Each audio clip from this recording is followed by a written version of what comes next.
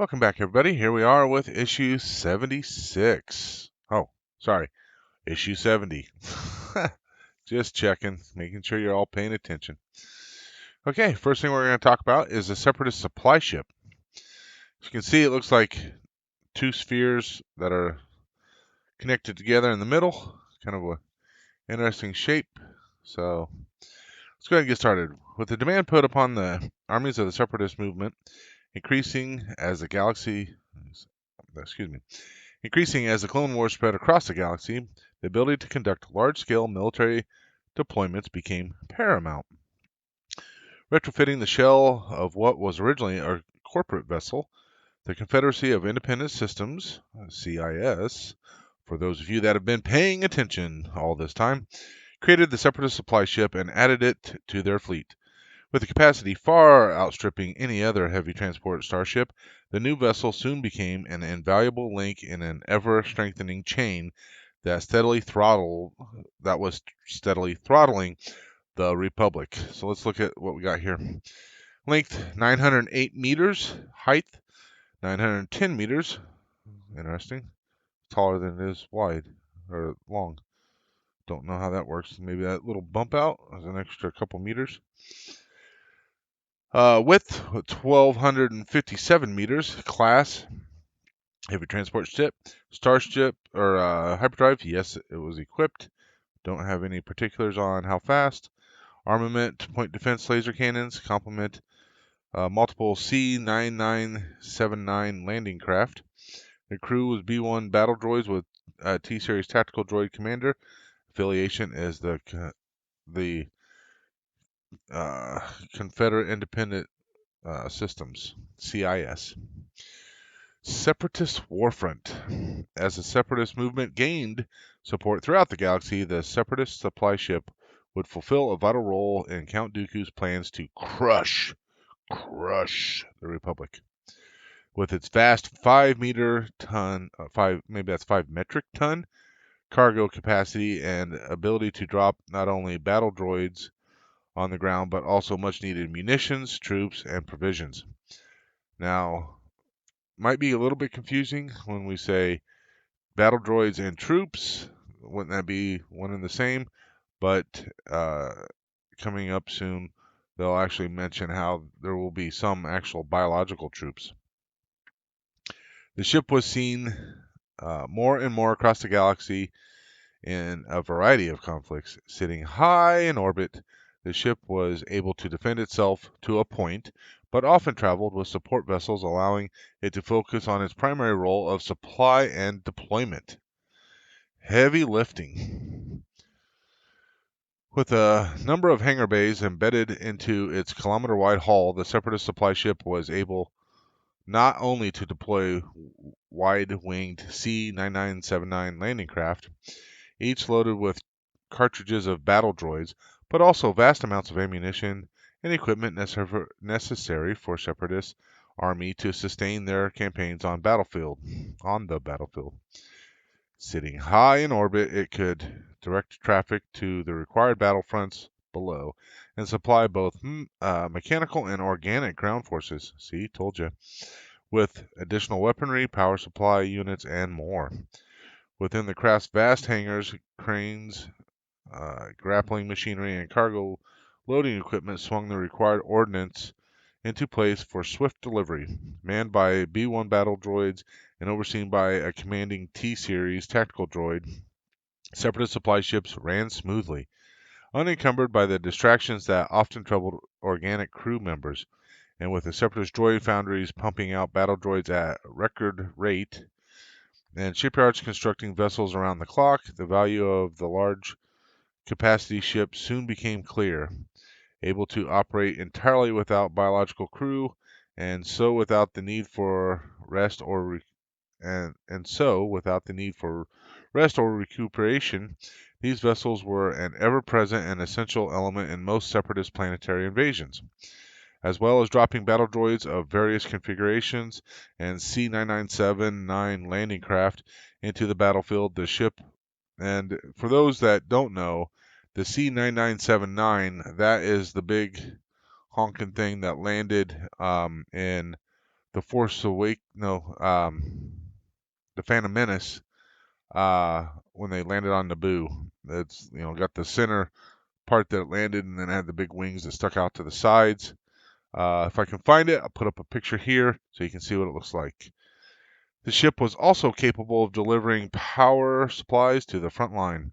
These independent generators gave Separatist forces even more firepower and offensive options.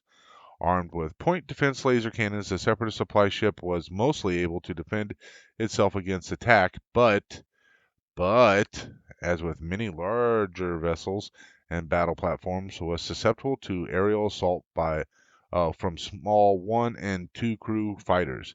Because of this, supply ships were protected by CIS warships, which would which would mass to form a shield around the vessels.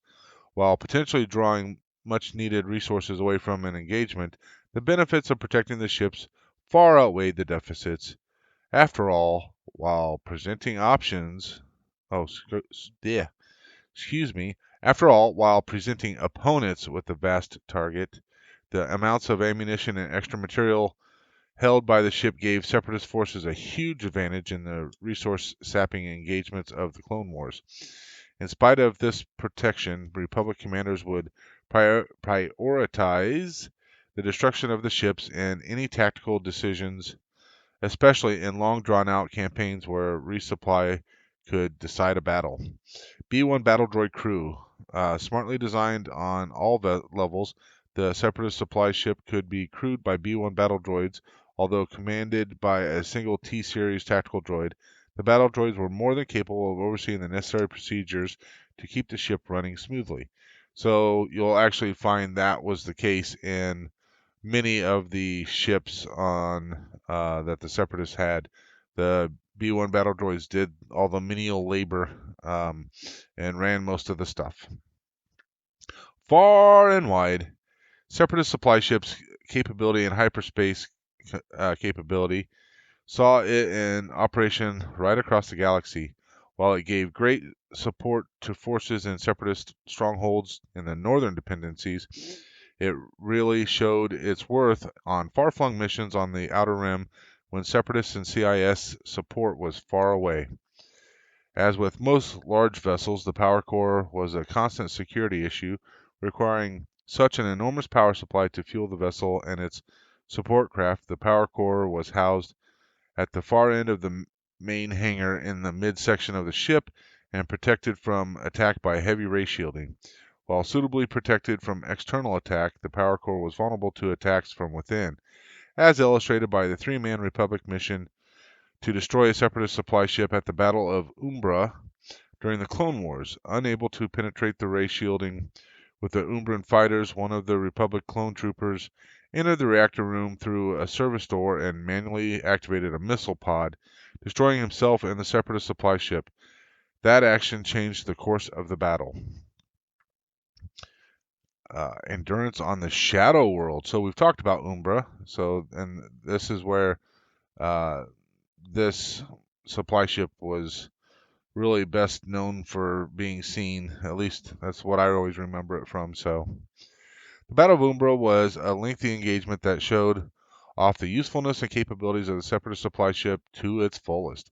Loaned to the Umbrian military by the Confederacy of Independent Systems, the vessel was able to not only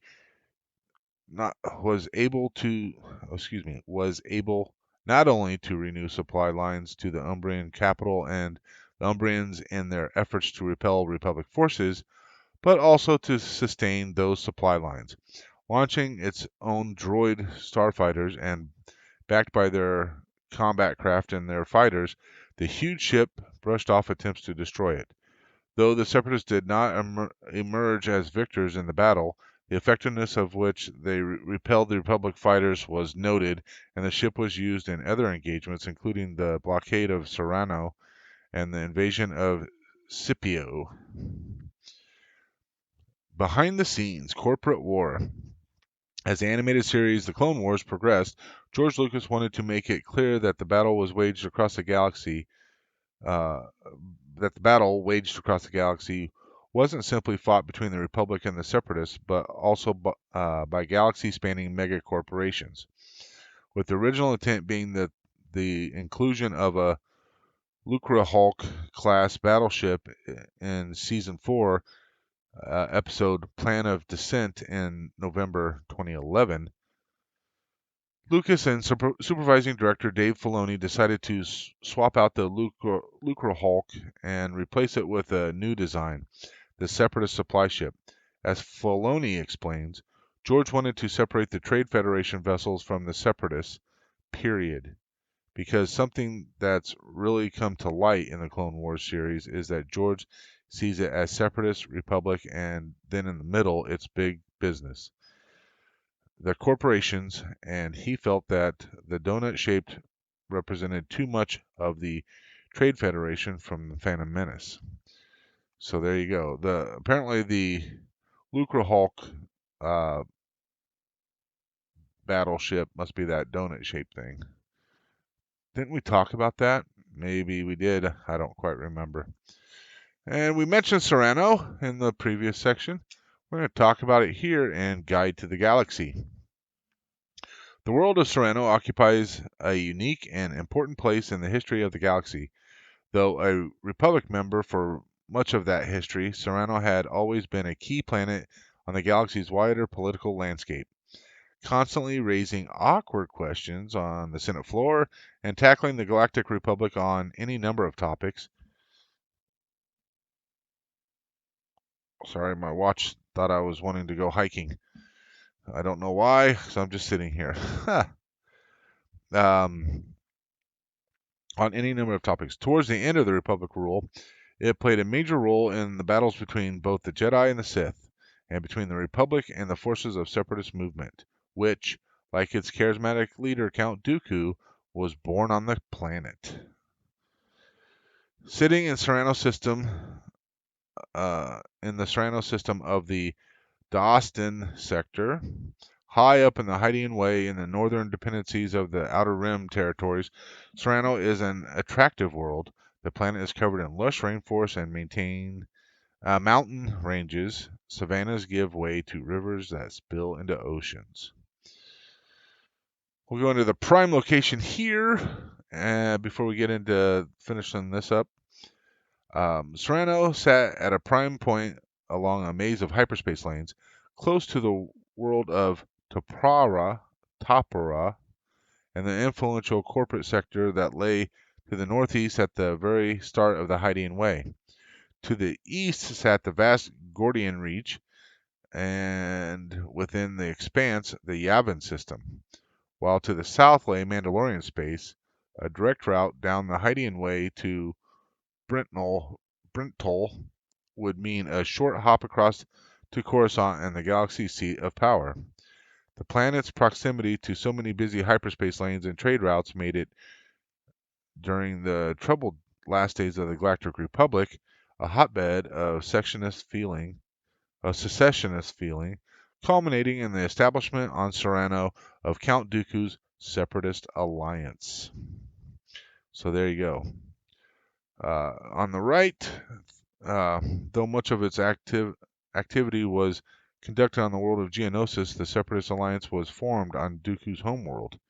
On the left, the Hydian Way made Serenno easily accessible for Dooku as he led the Separatists during the Clone Wars. Most notable of these, talking about the oceans, is the beautiful Basilian Sea, with Serenno's capital city of Carania hugging its shoreline. In the city, grand architecture lives easily with nature as designers complement the planet's natural wonders and soaring designs, offering an enviable quality of service. The Caranian spaceport, also known as a Serenno spaceport, can house all manner of starship classes, from fighters to freighters, right up to bulk cruisers and beyond. Wow. Despite being able to accommodate such huge ships, the design of the spaceport was sympathetic to its natural surroundings. While smaller in size and influential, the city and influence, the cities of Fierro and Sofia host the similar architectural designs to the capital, and also adopted the same anti-republic stance as the capital in the last days of its rule. The societal mix on Serenno has traditionally and distinctly favored humans, although the world is also home to a smattering of Twi'lek and Chiss. Now, Chiss, that would not be correct because Chiss have not been introduced yet. They're from a different area. So, for those that are aware, Grand Admiral Thrawn is Chiss. And, yeah, so there's a whole book series about Grand Admiral Thrawn and how he came to be within the galaxy that Star Wars is in. Um, just to say that when they found him, he was a unique um, uh, race. Nobody had seen his race before, so this is not accurate as far as Chiss being there, as well as local inhabitants from neighboring worlds such as Salanan. Houses of Serenno.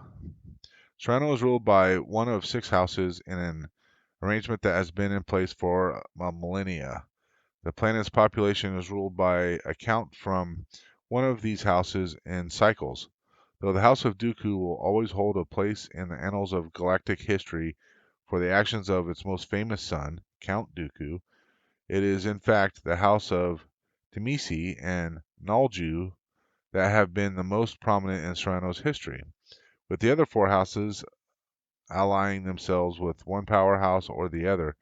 As is often the case throughout the galaxy, political ambition and money periodically led Serenno into a number of crisis situations as these ruling elites sought to widen their power base and spheres of influence.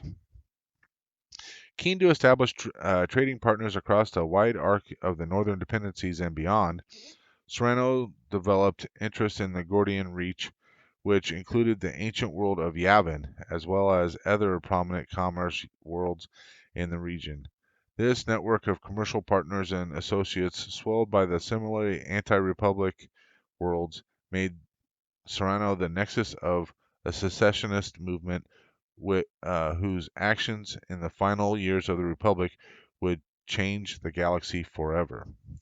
Let's talk about House of Dooku before we move on to the last section there. The palace of Count Dooku stood at the edge of an enormous cliff and was complemented by the 3 ornamental gardens that lay in front of the palace.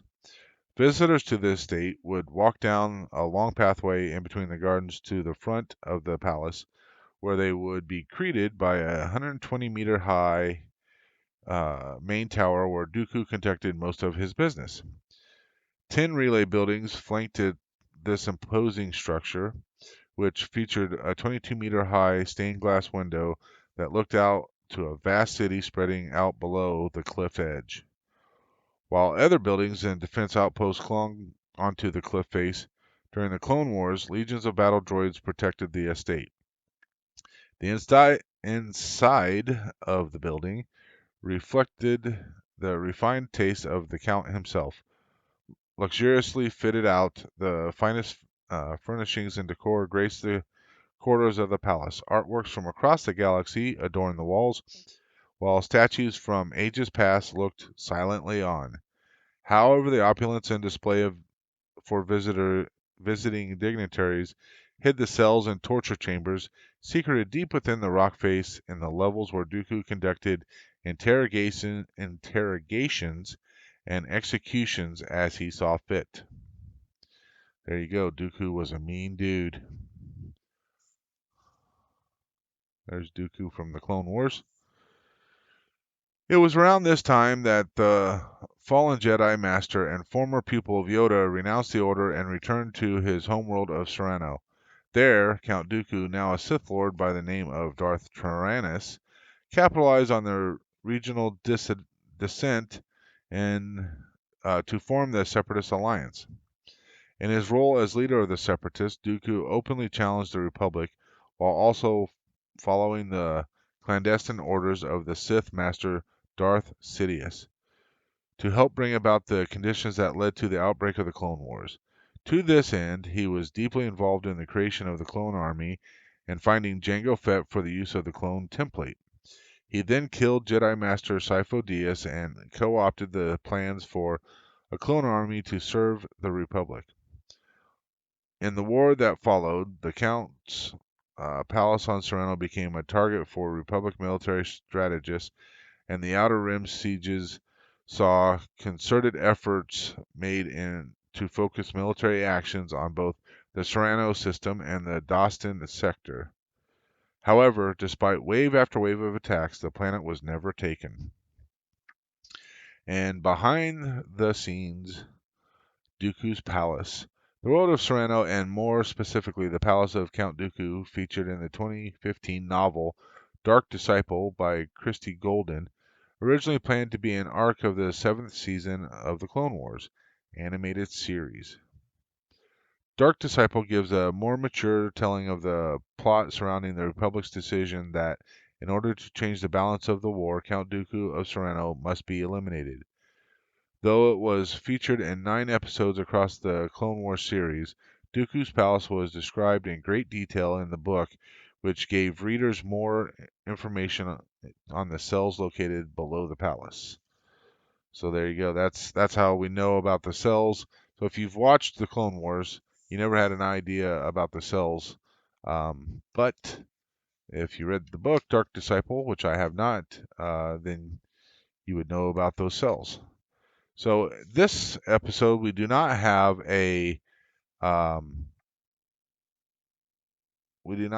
anything for the Secrets of Spaceflight because we had a lot of parts to put in. So that is everything for the review of issue 70. Hopefully you guys enjoyed that. I thought it was an interesting issue. Next time we will be doing issue 71. Looks like this will probably be our last main section for what will be going in on for our hull plating. So we'll see how that goes. Looks like we have some magnets and stuff and some other parts to put on. So there you go. All right, guys. Well, again, thanks for watching, and may the force be with you always.